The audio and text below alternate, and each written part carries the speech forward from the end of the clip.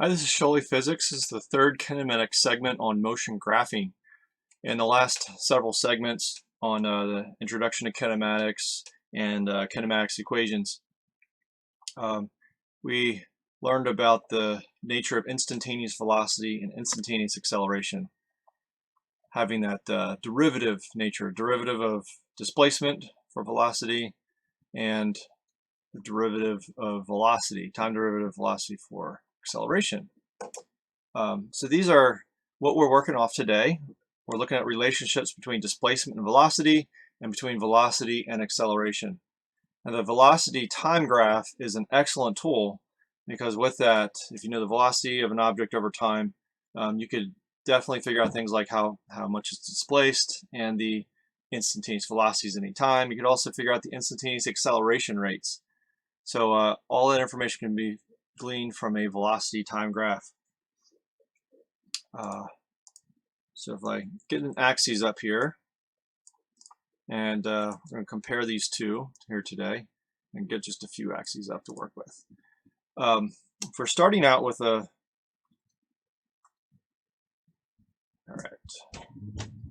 with a time versus displacement, time versus position graph, X is for position. What can we figure out if we look at different curves or different pieces of that?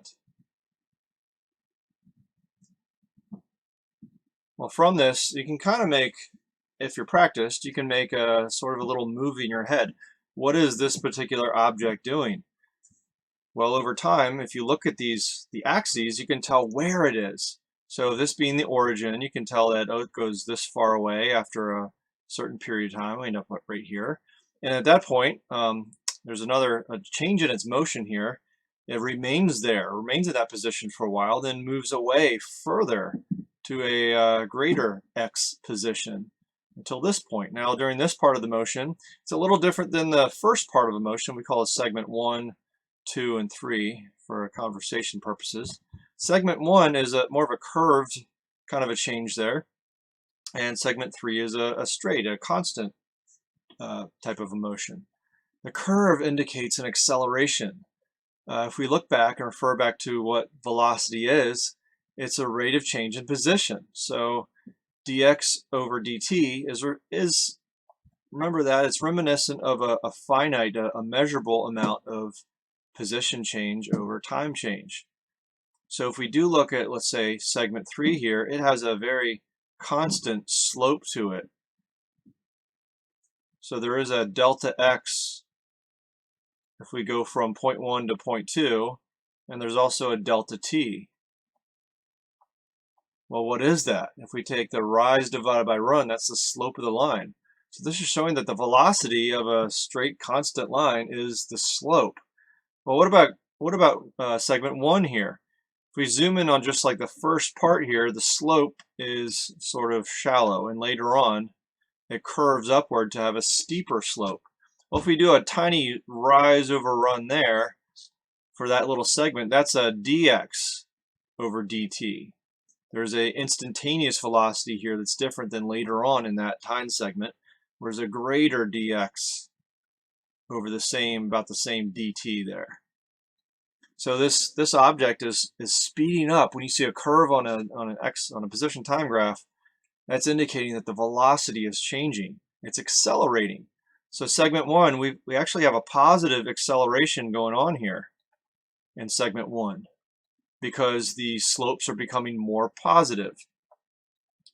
Segment 2, what kind of slope do we have there? It's a zero slope. The rise over run, change in position over time is zero. So there's a zero velocity there. It's at rest.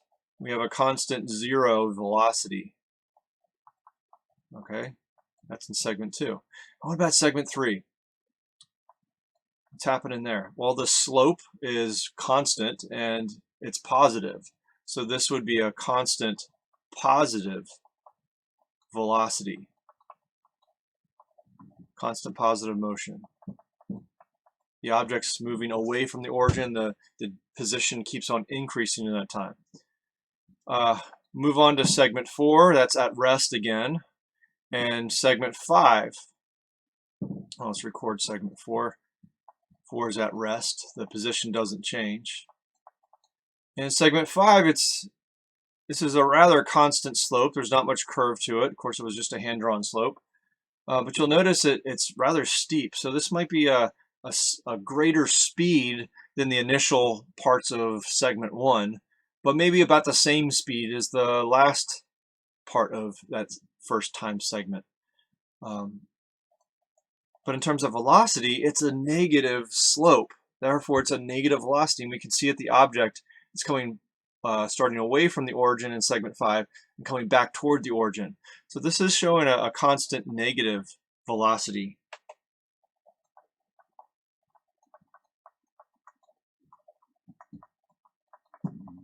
To that motion. Okay. All right. So what are you thinking about here? You're thinking about what is the position data showing us and what is the slope showing us. All that should be in agreement. If the data is increasing, there should be a positive velocity. If it's decreasing, there should be a negative velocity. If it's increasing, if the x data is increasing at a constant rate, if it's a straight line, there should be a constant kind of motion. If it's curving, there should be a change in the slope. There's a change in the slope with a curve, so that should be a changing velocity, which we call acceleration. So some other xt graphs may look, or other plots, you may get some curves going up, showing a positive acceleration. But then what if we get this kind of thing? Okay, I'm gonna draw, actually, it may look like one fluid kind of a motion, but this is actually 4 different motions.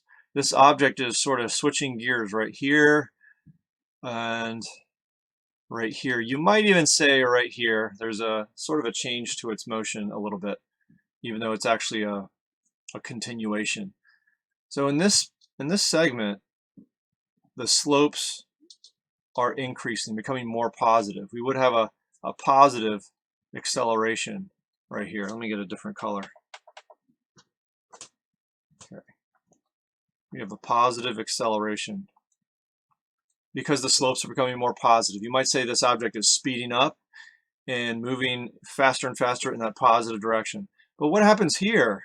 It's still moving in the positive direction. The x's are still increasing, but the slopes are decreasing. It's becoming more negative. Right here we have a negative acceleration in that segment. Right? The slopes are becoming more negative, less positive. In this area, all right, what's happening here? Well, for a moment, it stopped. The object stopped moving forward along the x-axis, along the horizontal axis, and started to move backwards. This object is returning toward the origin again. And it is speeding up. You see these slopes become greater and greater and greater, but they're becoming more negative. So this object is actually continuing its negative acceleration motion. This was negative acceleration to slow down as it's moving in the positive x direction, and then it's getting faster as it begins moving in the negative x direction. And at this moment, the slopes begin to decrease towards 0. So it is moving in the negative direction for this 4th segment here, but they're becoming less negative. Well, another way to say less negative is more positive. You can move backwards with a positive acceleration, and that would be indicating that you're getting slower in that negative backwards direction. And eventually that might turn around to become a positive acceleration, as we see here.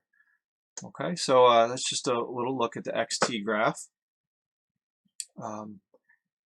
Slopes can be measurable if they're straight lines, but what if we've got a curved line? Hey, calculus helps out here. What is the instantaneous velocity at this point, at time t equals 1.5 seconds, if you will?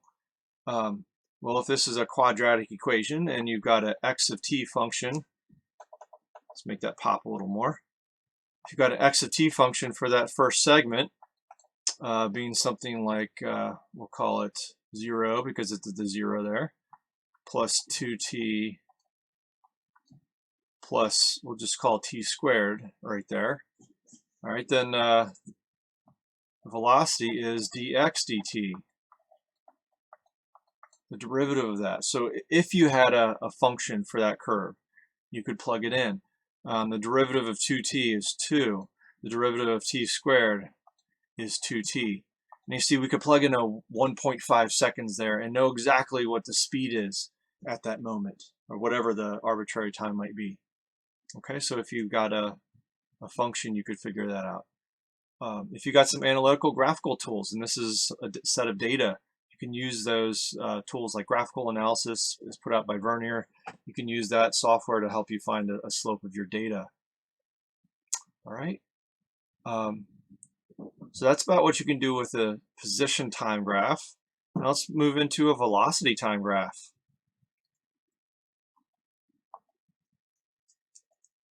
All right, get a couple of those up.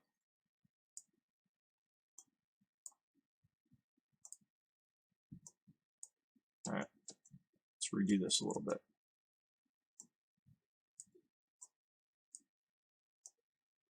Okay, what about a velocity time graph? Like I mentioned earlier, VT graphs can be quite a bit more helpful. There's a little bit more to figure out or find out about velocity time graphs. Get a couple up here. Okay, so if I just playing around with this, and if I want to, I can try to make a velocity time graph out of my position time graph.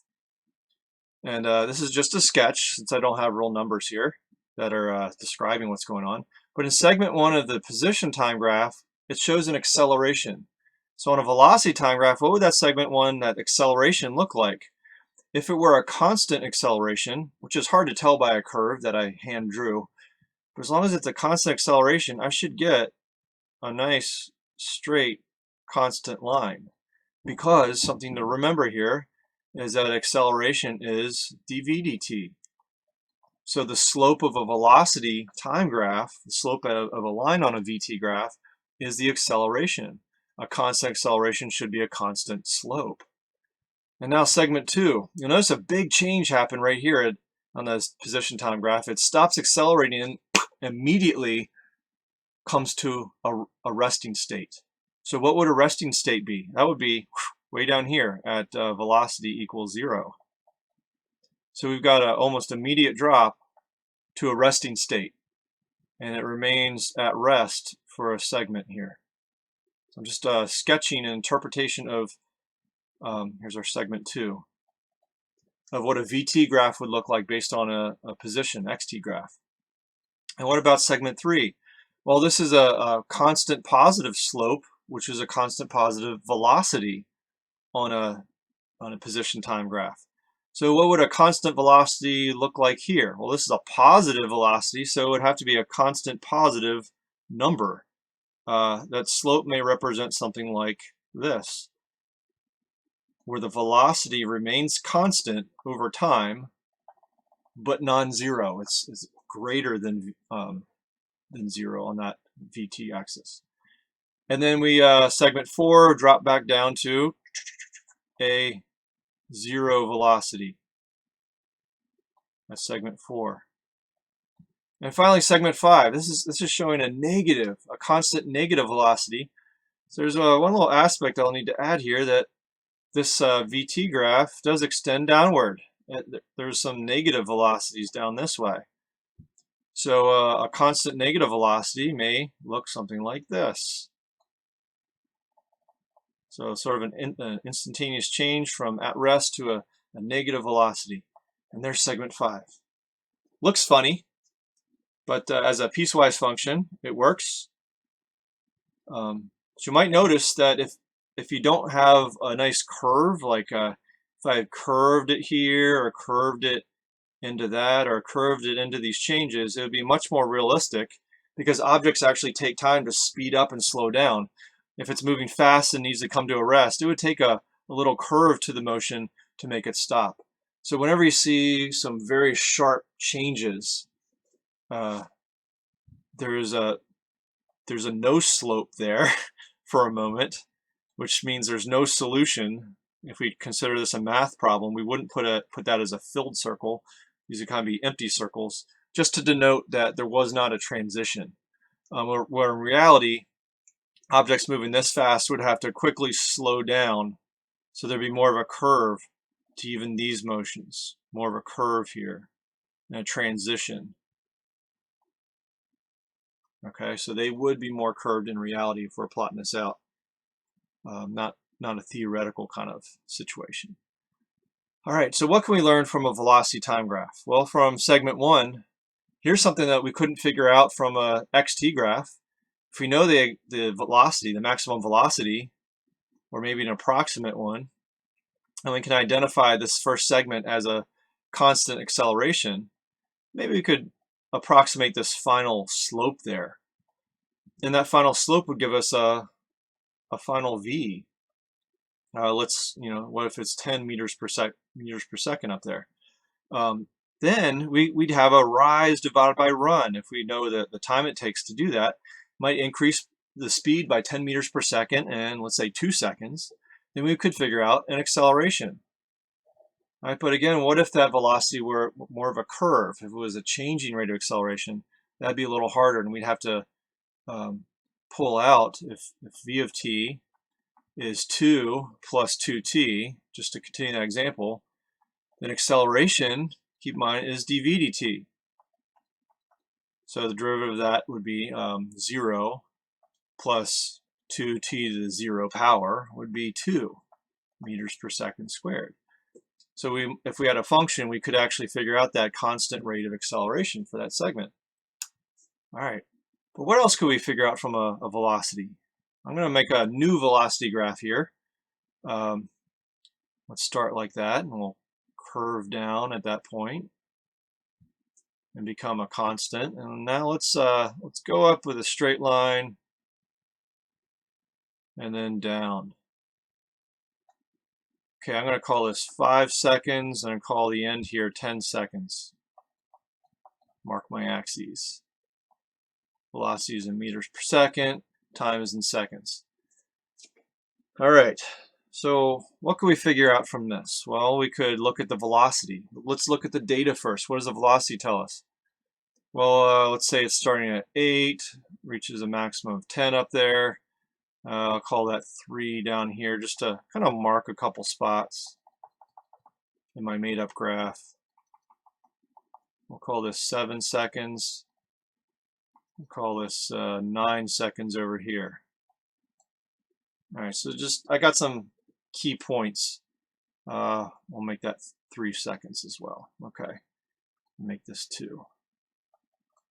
All right, so I might, in our discussion here, I might mention some of these points. Let's get red so we don't confuse it anymore. All right, so what can we figure out from a velocity time graph? Well, first off, slope. What is the acceleration during this period? 0. It's a 0 slope, so it's a 0 acceleration. dv dt is the slope of the acceleration. It's also the, excuse me, dv dt is the slope, which is also the acceleration at this point.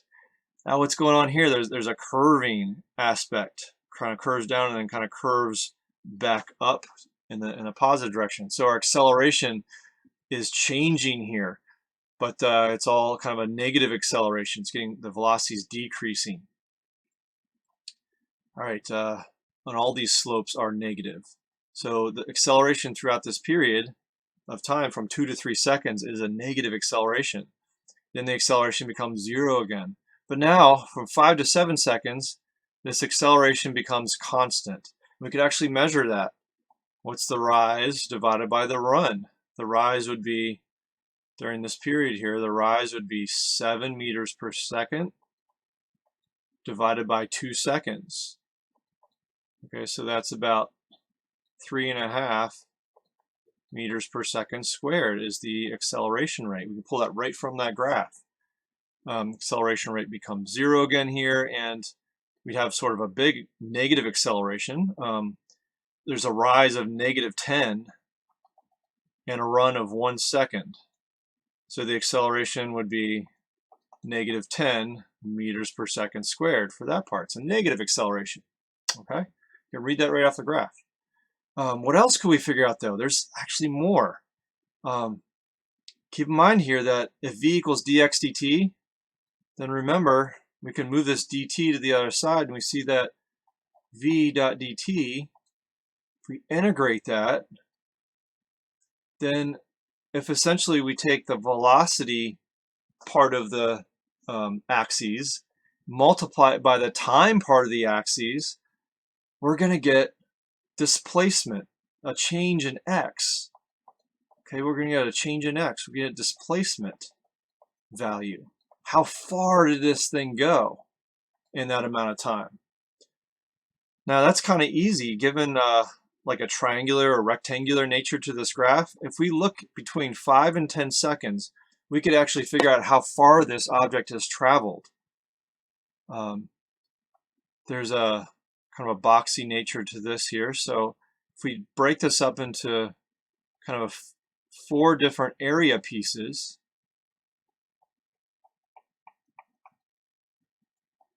there's 4 different pieces here, and sum up those areas, that's a v times a t. You see it? Velocity times time is a displacement. So that's what else we can get from a velocity time graph, is a displacement value out of it. Let's get some green going. All right, so just as a quick example, this little segment here, I actually didn't find green, there we go. This little segment in here is my first area. So what is the displacement going to be? We can take 2 seconds as the time elapsed, and for that 2 seconds it was moving at least 3 meters per second. So 2 times 3 is part of it. Then what about this piece? This is all area underneath this part of the curve, just adding up 2 different pieces of the same motion. Again, for this part of it, again, the same motion, it's hard to add up a triangle on top of a rectangle, so that's why I'm adding them up separately. This triangle has a base of 2 seconds, and has a height of 10 minus 3, has a height of 7. So 7 times 2 base is the base times height, and 7 times 2 would be the area of this big rectangle, but we only want half of it. So remember, the area of a triangle is 1/2 base times height. Then we've got this big rectangle, our segment 3 here, or the third segment. That is 2 seconds long by 10 seconds high, so that's 10 times 2, that's an easy one. And finally, one last triangle, a base of 1 second and a height of 10 meters per second. So we're going to have 10 times 1, and it's a triangle, so we'll multiply that by half. So in a kind of a clunky way, we get 6 plus half of 7 times 2 is 7, and 20. 10 times 2 is 20. We get half of 10 times 1, which is 5. So we get a displacement of 38 meters out of that. We're using calculus by using geometry. Okay, a little geometry in our calculus here. The calculus part is saying, what can I do to multiply my axes for the displacement, and what can I do to divide my axes to get the slope? Dividing the axes, velocity over time, gives us the slope and acceleration. Multiplying the axes, velocity times time, gives us the displacement from that velocity graph. Okay. Now what is definitely in the realm of possibility is acceleration time graphs. So similar to the VT graph, if you find the area under an acceleration curve for a certain time, you could get the change in velocity out of the object. But one last thing I want to talk about here is keep in mind that if you do know, let's say, a curve here, if you do know the function for that, keep in mind that you can use dx equals v of t, which would be a velocity as a function of time, dt. If you insert that velocity function that you know, then you can let's see if this is from like 2 to 3 seconds. you could figure out that displacement, all right, from that point to this point, okay? So you can use that velocity time function, take the integral, and figure out the displacement as well, if you had a function there. But visually, it often comes up on an AP test that you might see a velocity time graph, for example, with some straight lines on it. And it's easy to go, oh, the area under those lines is the displacement. And I can calculate the area with some geometry. The last example I want to give you concerns what if you have a velocity graph and you want to try to figure out what that displacement graph might look like. In that case, you want to think of the velocity graph as this plot, this velocity graph represents the slopes of some displacement graph.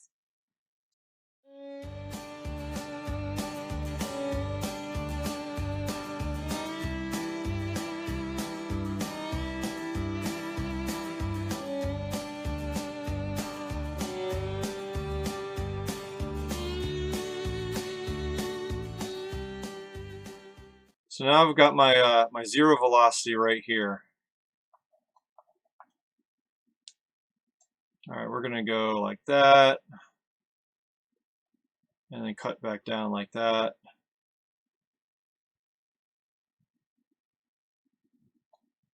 All right, so interpreting this one on a position time graph, the velocity, which is the slope value of the displacement curve, this velocity is increasing at a constant rate. So we should have assuming a zero starting point. We're also starting with a zero velocity. I'm going to start curving up to show a constant acceleration. Then here the velocity becomes constant, so we're going to have a constant curve. Then all of a sudden my velocities are decreasing, hit zero, and continue becoming more and more negative. So I need to show this to decrease. The slope should decrease, hit zero, and then become more and more negative. So that point corresponds to that point right there.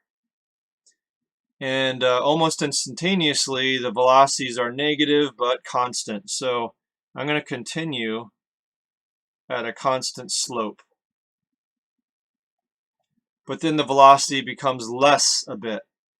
So the slope will decrease and become less until it's constant. All right, so that's a sketch of an interpretation of this graph here. Now if we just go back and double check, is the slope of the xt graph agree with the sketch data of the velocity time graph? The slope starts at zero and increases. Look, the velocity starts at zero and increases. The slope remains constant and positive. The velocity is constant and positive. The velocity doesn't change. It's at some set amount there. Now the slopes decrease until zero. The velocity decreases until zero, but it doesn't stop there. The slopes become negative and then more negative. So here the velocity becomes negative and more negative.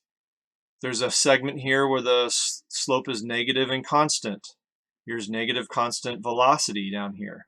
Then that velocity, and that slope decreases. Should be a curve right in here. Here's the velocity decreasing, but it's still negative. And then the velocity, the slope remains constant and negative, and the velocity remains constant and negative. So you can go back and double check your work afterwards. I hope this presentation has been helpful and useful, and you'll get a lot. I'm just going to cut off there. Shut up and sit down.